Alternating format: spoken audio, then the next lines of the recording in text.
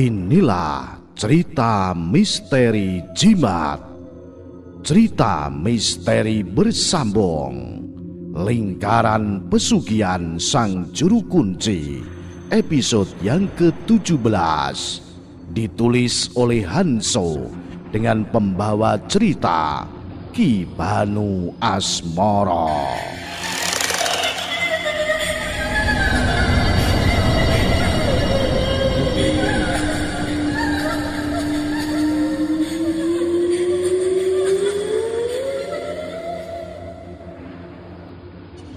Yono kaget seketika melihat Agus yang sedang didekati siluman ular. Tenanglah, mereka semua tak akan mampu melihatmu. Aku sudah memasang tabir di sini. Demikian kata Galang. Yono menyadari kalau sudah di dalam gua ternyata semua sudah menjadi urusan masing-masing. Bilang Yanto untuk segera menjalankan rencananya. Jangan lupa sampaikan untuk menjaga istrinya baik-baik. Karena kalau sampai ada darah yang tertumpah di altar, semua akan percuma. Akan ada siluman lain yang keluar goa. Kalau sampai itu terjadi, maka akan lebih berat lagi usaha berikutnya. Baik, Pangeran. Lain halnya dengan Agus. Agus merasa tiba-tiba melihat siluman ular keluar dari semua patung ular itu. Bahkan rajanya seketika mendekatkan kepalanya kepada Agus. Kau manusia yang selalu membantu si Aras, ha? Tanya Raja Siluman Ular. Iya, jawab Agus terbata-bata karena ketakutan. Jasamu sangat besar. Sekarang imbalanmu akan aku naikkan, tapi kau harus berganti tuan. Iya. Agus tidak bisa berkata-kata ataupun menolaknya karena ketakutan. Akhirnya aku kedatangan keturunan Sato Kumoro. Raja siluman itu tertawa diikuti 8 siluman lainnya dengan sangat mengerikan. Namun, sebelum itu kau harus mengikuti cara buyutmu. Apa itu? Tumpahkan darah pasanganmu. Seperti Sato Kumoro menumpahkan darah Retno Anjini, istrinya di altar itu. Bawa Sri Aras ke sini dan jemput tuanmu yang baru. Sudah selayaknya keturunan Sato Kumoro bersama tuan yang sepadan. Silakan pilih tuan yang kau mau, kata Raja Siluman Ular sambil menengok ke kanan kiri. Agus juga menengok. Betapa terkejutnya Agus melihatnya. Tadi jelas-jelas yang keluar dari patung adalah siluman ular, tapi yang sekarang berada di kanan kirinya adalah pria tampan dan wanita cantik. Agus memandangi semuanya. Seketika pandangannya berhenti pada salah satu wanita di antaranya. Wanita itu sangat cantik, jauh melebihi Nyai Sri Aras. Agus sejenak melihat kepala wanita itu. Dia memakai tusuk konde. Agus sekarang paham. Jadi tusuk konde yang dipakai siluman ular adalah yang diberikan kepada pengikutnya. Jadi Agus harus mengembalikan tusuk konde Nyai Sri Aras untuk ditukar dengan tusuk konde tuan yang baru. Andini Tirta, apa kau bersedia menjadi tuannya keturunan dari Sato Kumoro? Tanya Raja Siluman Ular itu kepada wanita yang dipilih Agus dan ternyata bernama Andini Tirta.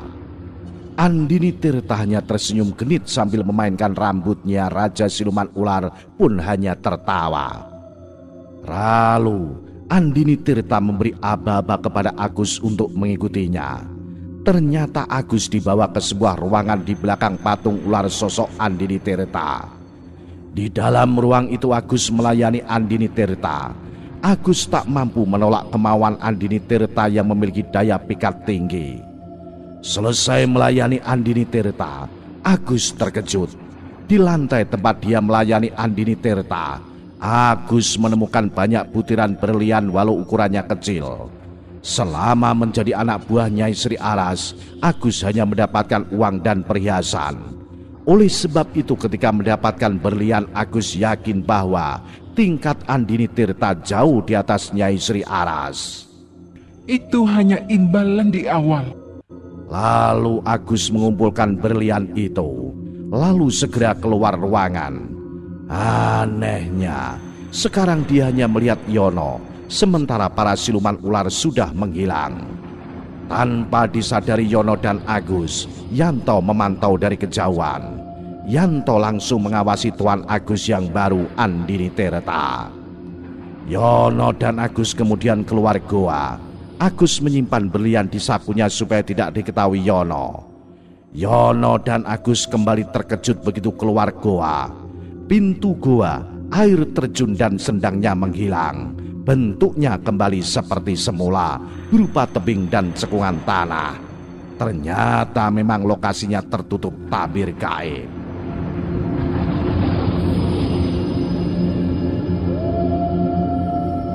Mereka kembali ke tempat semula, ke tempat tadi membuat api unggun dan makan bekal. Lalu Agus menyalakan kembali api unggunnya. Mas Yono mendapat apa tadi? Saya kesini sebenarnya mencari ilmu, tapi tadi sempat ditawari pesugihan. Sebenarnya kalau masalah pesugihan saya hanya memastikan saja. Nanti kalau teman-teman saya ada yang berminat akan saya antarkan ke sini, kata Yono bersandiwara. Yono sengaja tidak menanyakan tujuan Agus dan apa yang didapatnya. Agus juga mengetahui bahwa begitu memasuki gua, maka semua menjadi urusan masing-masing. Lalu mereka beristirahat. Agus hampir tidak bisa tidur karena gembira mendapatkan berlian dan sedang memikirkan rencana berikutnya.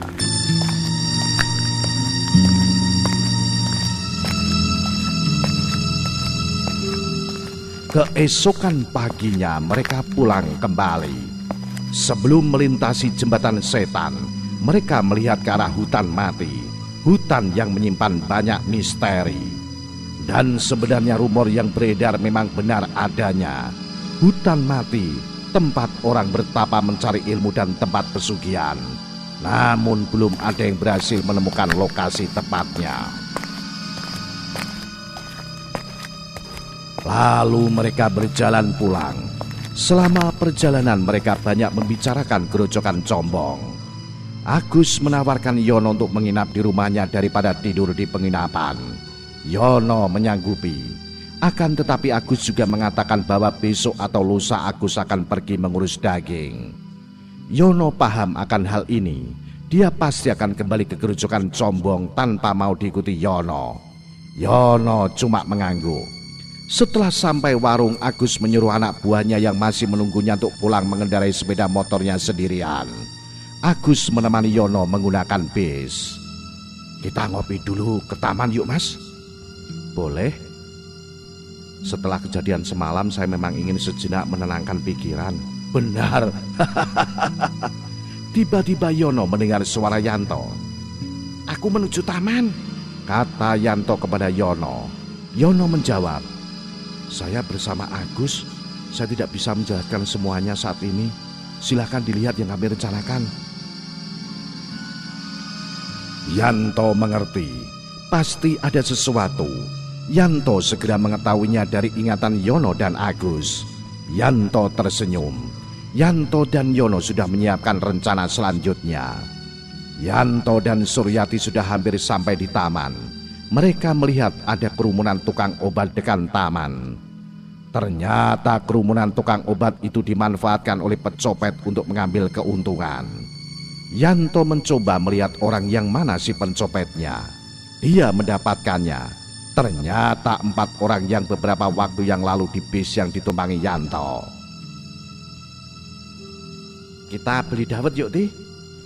Ayo mas, yang tidak terlalu dingin kan? Tuh kan, masih saja. Biar saja, kata Suryati sambil menjulurkan lidah. Persis ular nih, kata Yanto kembali menggoda Suryati. Ah, Mas Yanto, jawab Suryati pura-pura ngambek. Yanto pun hanya tertawa. Suryati tercengang. Ini adalah pertama kalinya Suryati melihat Yanto tertawa. Lalu mereka pesan dawet dan meminumnya di salah satu bangku taman. Mau lihat pertunjukan tidak? Maksud Mas? Kamu kan kemarin lihat belut ketakutan karena dikira ular. Sekarang kita lihat reaksi orang benar-benar melihat ular. Bagaimana? Yanto menjelaskan sambil minum dawet. Saya tidak mengerti, Mas. Lihat ke sana dan lihat apa yang akan terjadi, kata Yanto sambil menunjuk ke kerumunan orang mengelilingi pedagang obat. Sama seperti sebelumnya, Yanto mengakses otak para pencopet lalu memasukkan gambaran ular ke otak mereka. Kali ini tidak tanggung-tanggung, karena di gelaran dagangan obat ada beberapa ular kering. Yanto merubah ular kering di gelaran dagangan menjadi nampak nyata di penglihatan para pencopet. Seketika kegaduhan terjadi. Ular, ular, ular! Teriak salah satu pencopet menunjuk ke ular kering di gelaran dagangan. Orang-orang yang mendengarnya lalu menyaut, "Itu memang ular kering, Mas. Ular hidup."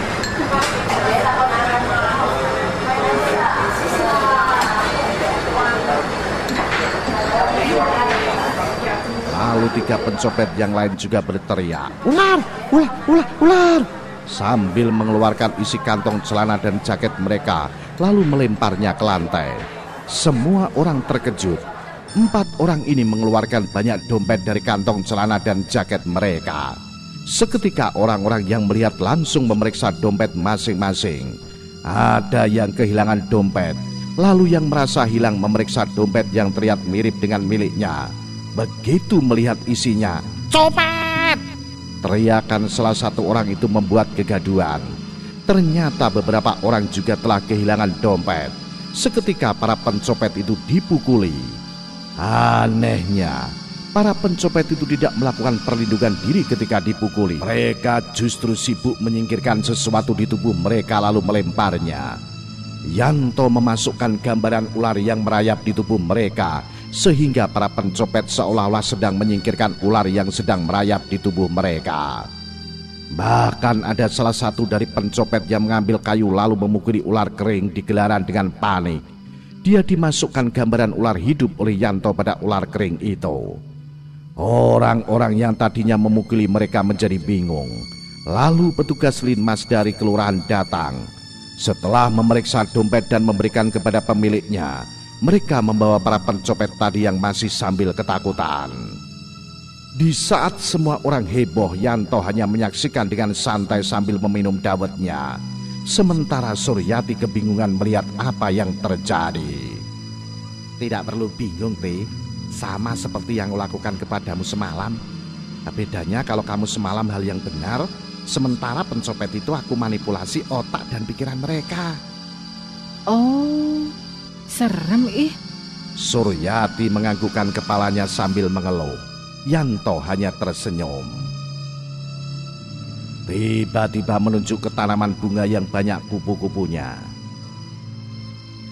Ada kupu-kupu? Aku mau menangkap satu ya, Mas. Lanjut Suryati sambil langsung menuju ke tanaman bunga. Yanto hanya menghela napas. "Mas Yanto?" Yanto menengok ke arah suara yang memanggilnya.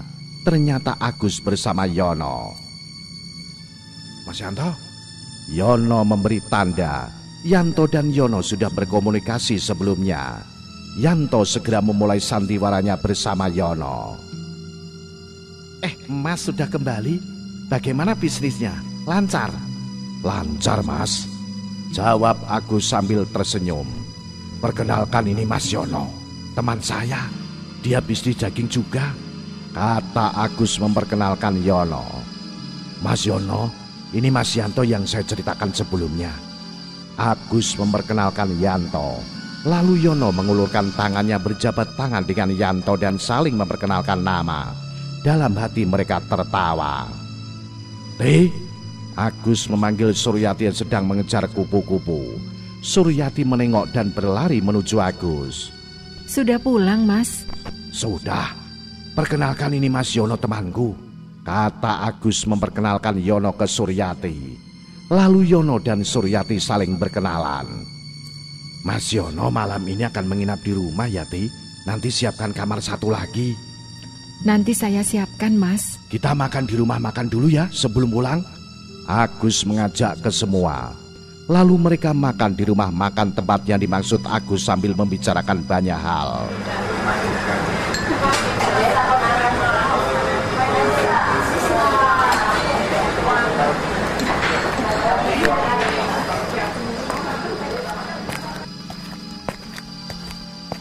Siang hari mereka pulang ke rumah Agus.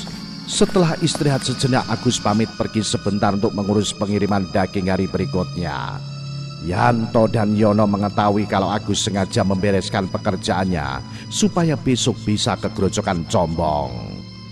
Lalu Yanto dan Yono mengobrol di teras, sementara Suryati mengurus kiosnya sebentar dan kembali ke teras menemui Yanto dan Yono sambil membawa minuman ringan dan makanan kecil. Tidak perlu repot-repot, Mbak. Tidak kok, Mas. Kita bicara di dalam saja ya. Tiba-tiba Yanto berkata dengan mimik wajah yang serius. Suryati membawa minuman ringan dan makanan kecil itu di ruang keluarga dan meletakkannya di meja. Lalu mereka duduk di ruang keluarga. Sengaja Yanto mengajak ke ruang keluarga supaya tidak terlihat orang lain dari luar. Mereka langsung duduk. Sementara Suryati tiba-tiba saja memilih duduk di samping Yanto tanpa rasa canggung lagi. Waduh, Yono garuk-garuk kepala melihat sikap Suryati. Yanto juga tidak melarang Suryati, justru tersenyum ke arah Suryati. Yang membuat Yono semakin terkejut, Yanto lalu membelai rambut Suryati. Suryati tersenyum, Yono salah tingkah sendiri. Mau tahu tidak siapa Mas Yono? Tanya Yanto kepada Suryati. Suryati hanya menjawab dengan anggukan kepala sambil tersenyum. Kamu lihat sendiri ya. Suryati menganggukkan kepalanya lagi.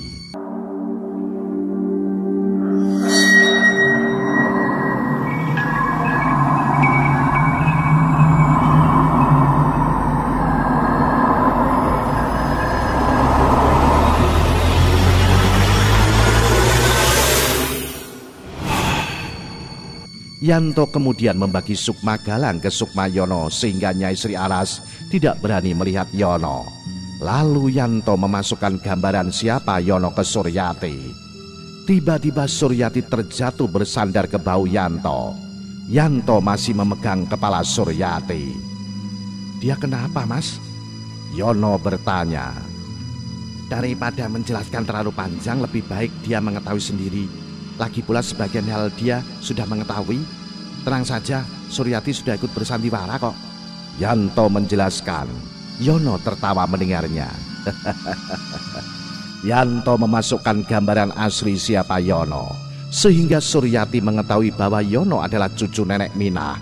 Lalu Yanto memasukkan niatan Agus. Beberapa saat kemudian Suryati tersadar. Dia segera menyapa Yono. Mas Yono cucu nenek Minah? Tanya Suryati sambil tersenyum. Yono pun mengangguk. Suryati sekarang semakin merasa aman karena ada Yanto dan Yono.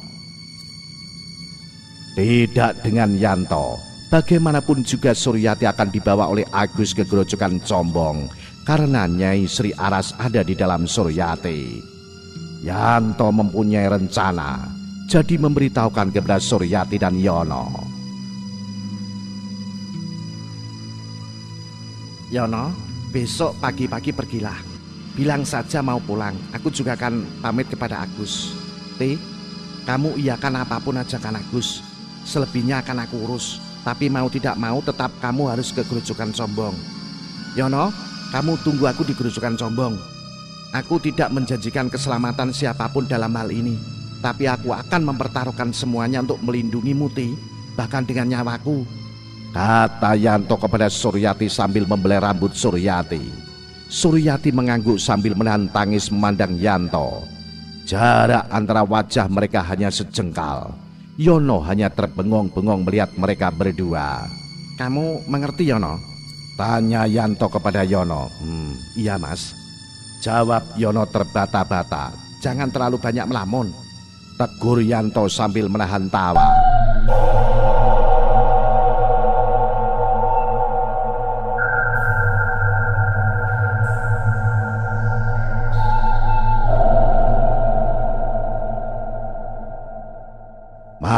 Malam hari Yanto dan Yono sedang duduk di teras. Agus pulang sambil membawa makanan lalu menyerahkan kepada Suryati. Setelah siap semuanya mereka makan malam bersama. Meja makan di rumah Agus berbentuk kotak persegi. Agus duduk bersebelahan dengan Suryati. Sementara Yanto dan Yono duduk di seberangnya dengan posisi Yanto di depan Suryati. Jadi Yanto dan Suryati beberapa kali beradu pandang. Bahkan beberapa kali Suryati sengaja menendang dan menginjak kaki Yanto. Yanto hanya bisa melotot tanpa bisa memarahi Suryati. Suryati justru sengaja beberapa kali menunjukkan wajah meledek ke Yanto. Maaf Mas Agus, sepertinya besok pagi-pagi saya harus pulang. Tiba-tiba Yono bicara. Kok cepat sekali Mas? Tanya Agus pura-pura. Biasa Mas, banyak urusan. Lagi pula juga saya sudah ada janji dengan teman. Agus teringat Yono punya janji dengan seseorang yang dia lihat sebelumnya. Agus sama sekali tidak mengetahui bahwa orang yang menemui Yono sebenarnya adalah orang yang dikendalikan Yanto dari jauh. Di satu pihak ada sandiwara Agus dan Yono di sini. Tapi di lain pihak sebenarnya Aguslah yang sedang terperangkap sandiwara Yono dan lainnya. Duh, maaf Mas Yanto. Besok siang sehabis dari pasar mengurus daging, saya akan mengajak Suryati menjenguk ibu saya yang sakit. Mungkin akan menginap. Mas Yanto besok di rumah sendiri bagaimana? Tanya Agus kepada Yanto. Tidak apa-apa Mas. Sebenarnya saya juga akan kembali ke tempat asal saya. Tidak enak juga saya berlama-lama di sini.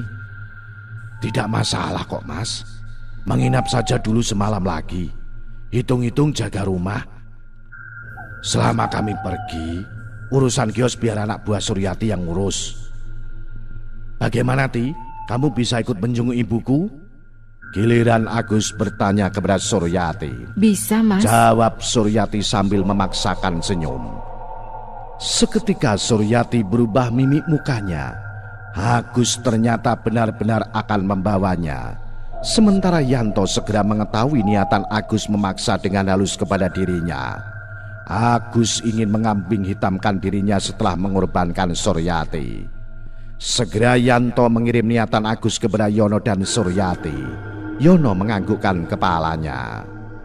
Baiklah Mas, kalau tidak merepotkan, jawab Yanto menyanggupi. Tidak masalah. Setelah makan malam mereka lalu minum kopi di teras sambil mengobrol dan merokok. Tidak ada obrolan yang berarti. Setelah larut malam mereka akhirnya tidur.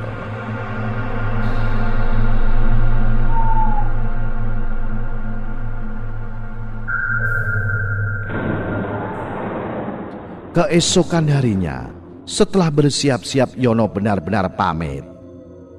Terima kasih Mas Agus dan Mbak Suryati sudah diizinkan menginap. Jangan segan-segan singgah ke rumah kami kalau main ke daerah sini Mas. Pasti Mas, sambil mengacungkan jempol tangan kanannya.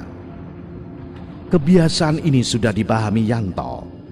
Lalu Yono segera pergi meninggalkan rumah Agus. Tanpa sepengetahuan Agus, Yono menuju hutan mati dan akan menunggunya di sana. Aku jalan dulu. Kamu jangan lupa untuk bersiap-siap. Pamit Agus sambil berpesan. Iya Mas. Mari Mas Yanto. Pamit Agus kepada Yanto. Yanto mengangguk dan menjawab. Hati-hati di jalan Mas. Lalu Agus juga segera meninggalkan rumah. Tinggal Suryati dan Yanto di rumah. Lalu mereka segera masuk rumah. Apa rencana Mas selanjutnya? Tanya Suryati dengan panik. Tidak mungkin aku hanya dengan Mas Agus ke sana. Aku takut kalau ke sana tanpa Mas Yanto. Yanto membelai rambut Suryati menenangkan dan menepuk telapak tangannya 2 kali ke rambut Suryati. Cara Mas Yanto membelai rambutku masih sama seperti yang dulu. Yanto hanya tersenyum. Aku sudah ada rencana, tapi kamu memang harus tetap ke Grojogan Combong.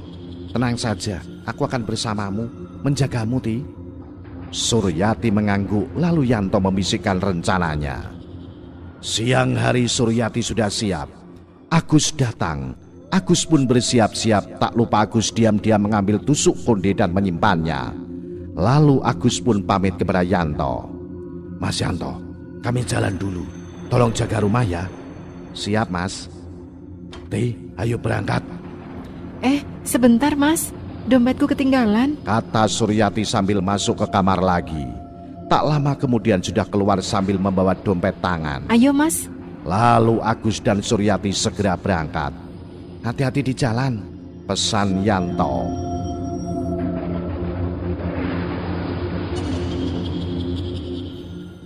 Setelah beberapa saat Yanto yakin Agus sudah jauh dan tak mungkin kembali. Lalu keluarlah, pinta Yanto.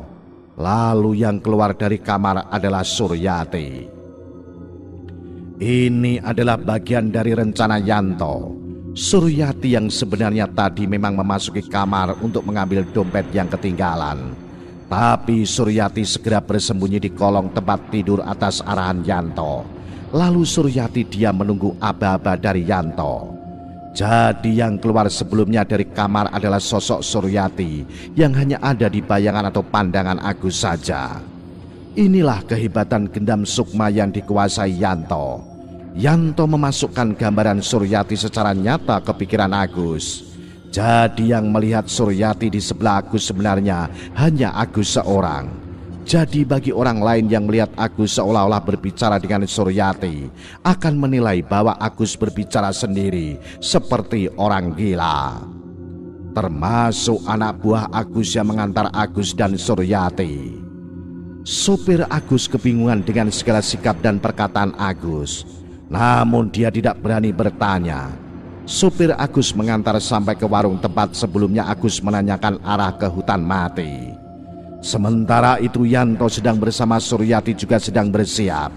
Yanto harus tetap membawa Suryati ke gerojokan Combong karena Nyai Sri Aras masih di dalam tubuh Suryati. Lalu sejenak Yanto memejamkan mata sebentar lalu membaca mantra untuk memanggil Galang. Ada perlu apa? Tolong atur Suryati supaya tidak terganggu ketika aku memperlihatkan semuanya kepada dia, pinta Yanto kepada Galang. Lalu Galang meniup tubuh Suryati. Suryati merasa ada hawa dingin memasuki tubuhnya. Suryati tidak mengetahui hawa apa yang memasuki tubuhnya. Yanto mengetahui kalau Galang memberi energi tambahan kepada Suryati supaya Suryati tidak mengalami pusing dan gangguan lainnya ketika sukmanya diakses Yanto. Berangkatlah, aku menunggu di sana, kata Galang. Baiklah, terima kasih. Ada apa Mas? Mas yang baca mantra, mengapa saya yang merasa dingin? Galang memberi energi untukmu karena aku akan memberi gambaran tentang semuanya sambil kita menuju ke sana. Kamu akan melihat apapun yang aku lakukan dan mendengar apapun yang aku katakan. Suryati mengangguk mengerti. Tapi ingat, aku membagi konsentrasiku. Aku harus terus memanipulasi dan mengawasi Agus dan juga akan terus memberi gambaran kepadamu secara langsung. Mengenai apapun yang aku lakukan itu di luar campur tanganku. Saya mengerti Mas. Aku tidak tahu apa yang terjadi di sana. Apakah kamu siap? Aku akan berusaha semaksimal mungkin untuk menjagamu, Ti, kata Yanto sambil membelai rambut Suryati seperti biasa.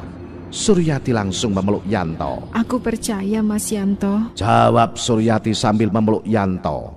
Yanto menghela napas panjang. Lalu mereka berangkat menyusul Agus. Yanto sambil terus memantau Agus dan membagi penglihatannya kepada Suryati. Sementara itu, Agus yang baru saja sampai di warung pinggir jalan segera mengajak Suryati melanjutkan perjalanan dengan berjalan kaki.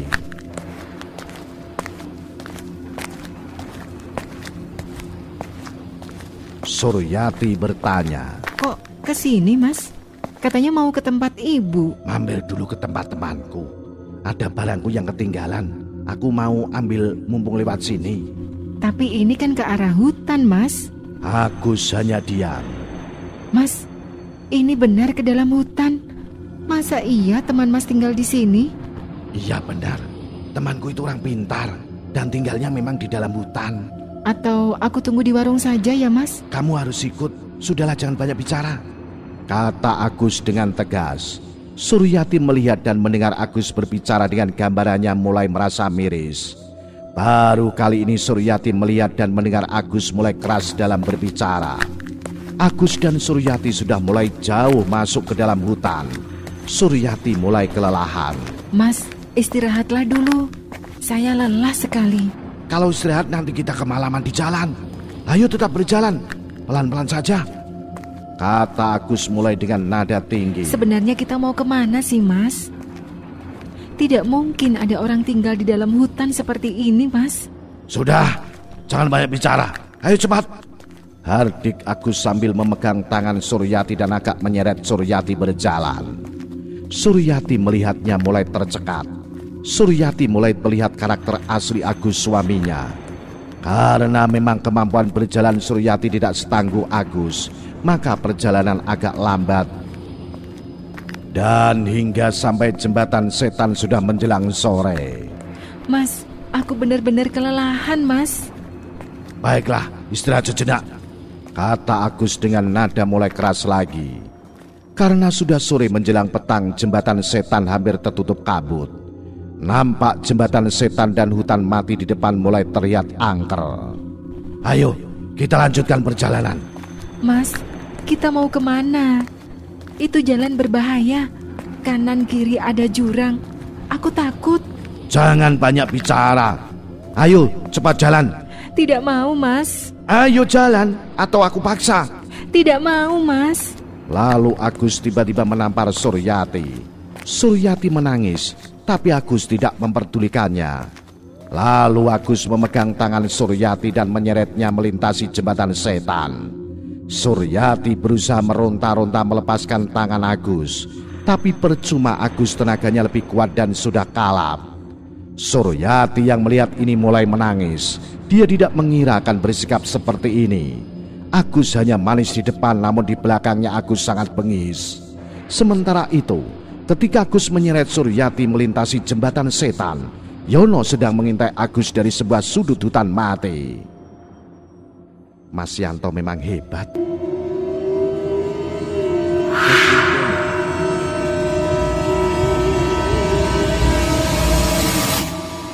Hari mulai gelap.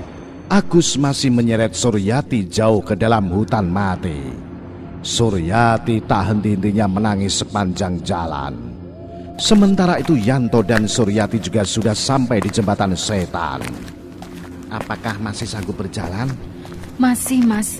Tapi jalan itu seram, Mas. Kata Suryati sambil menunjuk jembatan setan di depannya. Tenanglah, gangguan gaib tidak akan berefek pada kita. Cukup berjalan tenang. Lalu Yanto memegang tangan Suryati dan berjalan pelan melintasi jembatan setan. Malam telah tiba.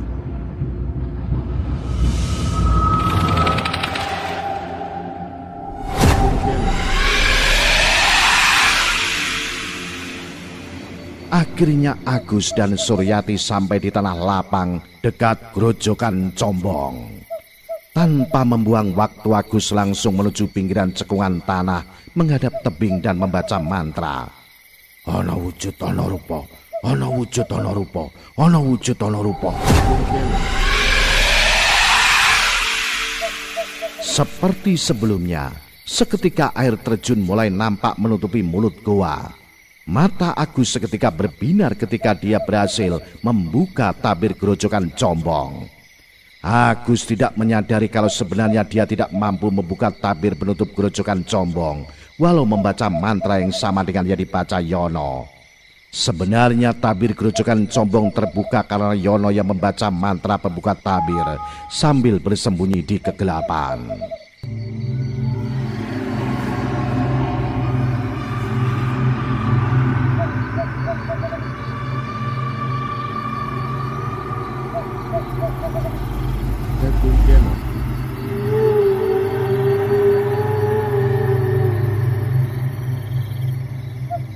Lalu Agus segera menyeret Suryati ke dalam gua hingga ke depan altar.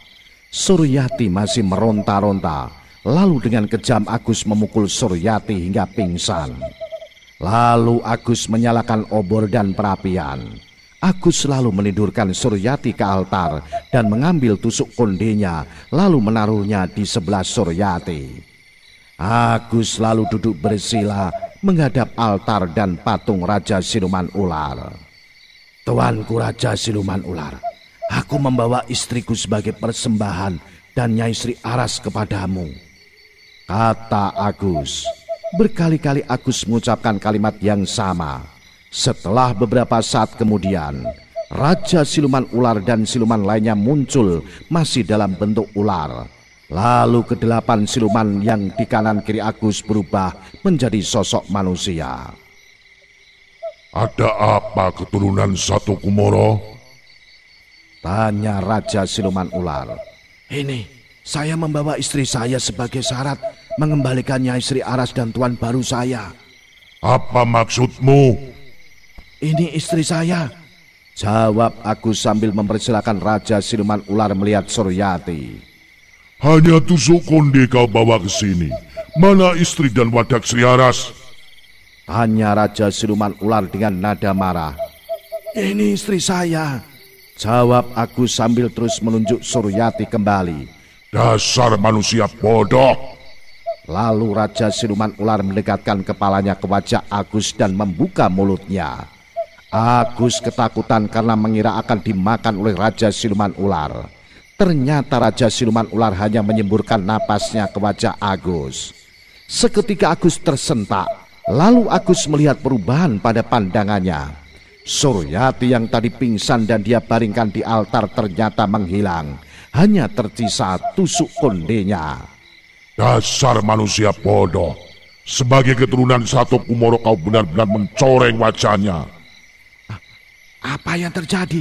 Di mana Suryati? Aku di sini, Mas. Seketika Agus menoleh ke belakang. Dia terkejut. Dia melihat Suryati berdiri bersama Yanto dan Yono. Seketika Agus marah. Kurang ajar. Apakah kalian bekerja sama menjebakku? Teriak Agus menuding Yanto dan Yono. Yanto dan Yono tidak menjawab. Tapi tiba-tiba Yono yang berdiri di sebelah kiri Suryati memukul punggung Suryati dengan telapak tangan kanannya seperti mendorong. Suryati seketika seperti muntah. Mulutnya terbuka dan matanya memerah. Tapi bukannya keluar muntahan dari mulutnya, justru sosok Nyai Sri Aras yang keluar dari tubuh Suryati. Suryati sangat terkejut. Bagaimanapun juga dia pernah bertemu dengan Nyai Sri Aras. Sosok Nyai Sri Aras lalu menuju ke samping Raja Siluman Ular sambil mendesis marah. Lalu Yono menyatukan kedua telapak tangannya sambil mengepal sambil meneriakkan. Agni Jala!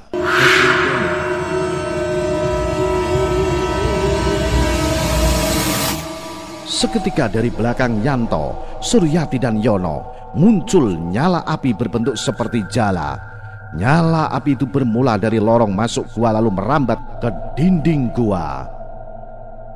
Hingga sampai di belakang patung Raja Siluman Ular berdiri. Para siluman ular menyadari bahwa mereka sekarang terkurung. Jalan satu-satunya hanyalah di lorong belakang mereka. Yanto dan Suryati terkejut. Yanto bahkan memuji kehebatan Yono. Agus pun tak kalah terkejut. Kami tidak menjebak Mas Agus. Kami hanya ingin menghentikan para siluman ular ini mengambil manusia dan menjadikan mereka sebagai pekerja di kerajaan gaib Tedung Senawan. Kemarilah Mas Agus. Mas Agus tidak ada hubungannya dengan mereka. Suryati pun juga memanggil Agus. Tidak sudi. Apa kau pikir selama ini aku mencintaimu? Aku hanya memanfaatkanmu. Kata Agus sambil tertawa. Suryati sakit hati ketika mendengar hal ini. Agus sudah kehilangan akal sehatnya. Tenanglah, Mas Agus sedang marah. Nanti juga dia akan kembali padamu, bisik Yanto kepada Suryati. Tapi dalam hatinya Suryati tidak sudi lagi kembali kepada Agus. Dengar baik-baik, aku tidak akan kembali kepada kalian. Aku akan hidup tanpa kalian. Aku akan menjadi penguasa tempat ini, teriak Agus. Lalu para siluman ular yang tadi berwujud manusia kembali berubah wujud menjadi ular berukuran besar. Andini Tirta seketika melingkari tubuh Agus dengan kepala berada tepat di atas kepala Agus dan menjulurkan lidahnya seolah-olah melindungi Agus.